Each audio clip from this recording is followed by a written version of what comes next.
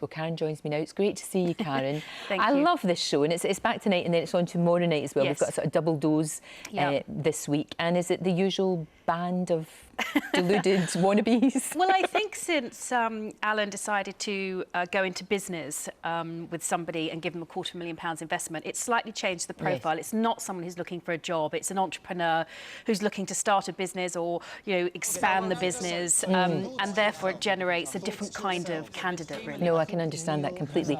Now, you're there as the eyes and ears of Lord Sugar. Also, though, I would imagine, don't you get them coming up to you and saying, because you're so successful, how did you do it? Or is it not really like that? Well, we don't. We always tell them, we're not here. Ignore us. Okay. We're a figment of your imagination. We're not allowed to help them. We don't talk to them. We don't socialise with them. Right. Our job is simply to watch everything they do and then report back to Alan on exactly what's happened, how the tasks unfolded, who made which decisions, the good ones and, of course, the bad ones. No, absolutely. And that's what's really good, because sometimes in the boardroom you can pick them up. Because I've seen sometimes where they've said, oh, no, I didn't do that. And then you can say, excuse me, I actually saw you doing it and I've written it down. Exactly. And it's also things like they say, well, I put myself forward as project manager. And you say, well, you sort of half put yourself forward. It's sort of a bit like, well, I'll do it if nobody else wants to, but I don't think I'm really qualified, but I will do it. And we say, well, that's not really putting yourself forward. No, it isn't. Exactly, it's not. Your story, though, is fascinating. I know you've got your book that tells us all about what went on, but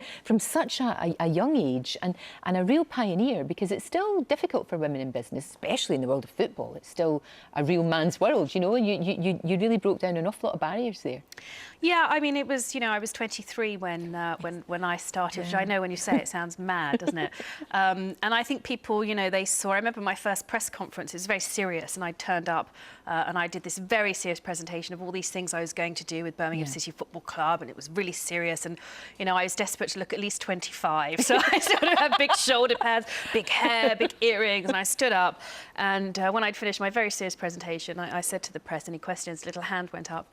And I said, yes. And he said, what are your vital statistics? Oh, and I think that's the only thing people were interested in. And it was an uphill struggle for a number of years. But as saying that, I really enjoy what I do. And obviously, when I sold Birmingham, 75% of the senior management team at director level were women. And at West Ham now, when I went, some 20 years later into another football club, there wasn't a senior woman in the entire business. So I'm pleased to say we're pushing up over 50% now. Glad to hear it. And it is that thing, we never ask men the question, do we, about work-life balance?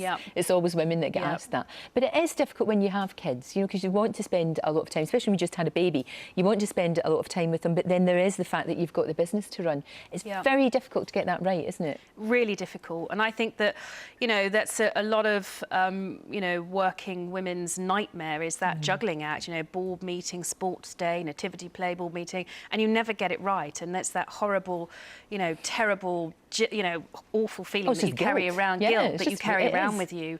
But, I've kind of worked out that sometimes if you don't always not the one who drives your kids to school and drives them home from school, but you're there for the big moments. Absolutely. And you guide them and, put your moral stamp on them, and you teach them other things as a working mother. You teach them about independence, about, working hard for the things that you achieve, and those are equally important lessons.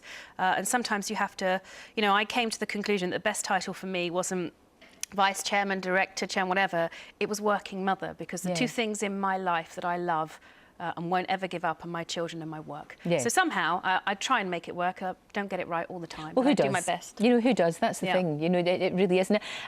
We hear a lot of bandying around this word role model, but I would say that you definitely are for young women who do want to go into business. And, that's what we want women to do, want to fulfil their potential, not just to sort of want to be bubbleheads or whatever, or wear the latest fashions or whatever. Not that there's anything wrong with that, but is it something that is the next stage? Is it going to be politics? Do you think that would ever happen?